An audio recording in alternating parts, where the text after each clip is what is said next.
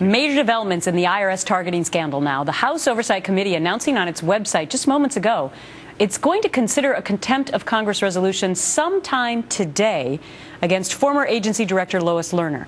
Now, Lerner has twice appeared before Congress and twice invoked her Fifth Amendment right not to answer questions about her involvement in the scandal. Why did you order Tea Party cases to undergo a multi-tier review? On the advice of my counsel, I respectfully exercise my Fifth Amendment right and decline to answer that question. Do you believe that there is not a smidgen of corruption in the IRS targeting of conservatives? On the advice of my counsel, I respectfully exercise my Fifth Amendment right and decline to answer that question.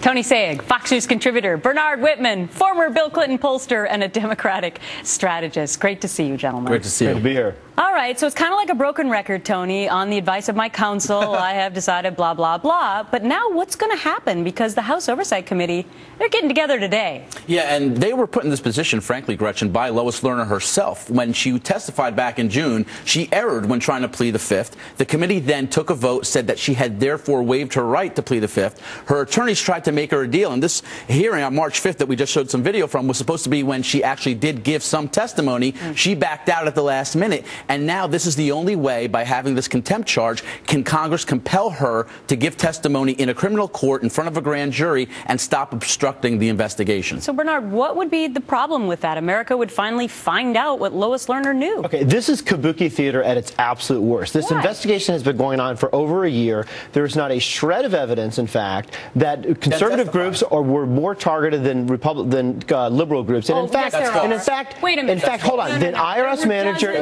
we have documents. Let's keep it to the real story here, Bernard. We have documents from an IRS manager that Elijah Cummings talked to who said, you know what, I'm a Republican. I was in charge of putting the list together. I got no pressure from the White House, and this was not politically motivated. I don't think anyone's going to take it seriously that it was equal that Democratic groups were targeted just like conservatives. So let's move past that. Why would she not testify?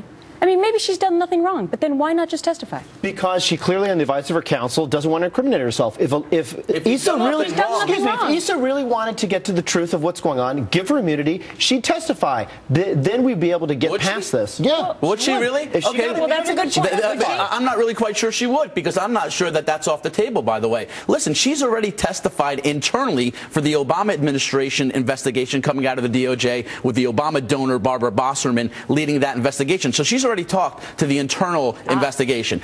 The president himself used the Bernard Whitman line and said back in his interview with Bill O'Reilly, there's no smidgen of wrongdoing. Then what is she obstructing justice for? And this is the problem. From a crisis communication perspective, she keeps adding fuel to this fire, Gretchen. You know, there's a bigger problem here. The bigger problem is the American people want Congress to actually do work for the American people, reform immigration, reform the tax code, improve Obamacare, extend unemployment benefits, raise the minimum wage. Scared to death of the IRS. This is the farce. So this is the farce. If you want on this farce, if you want to go, your point is the farce. Why don't you ask her that? Because she's the one who's not testifying.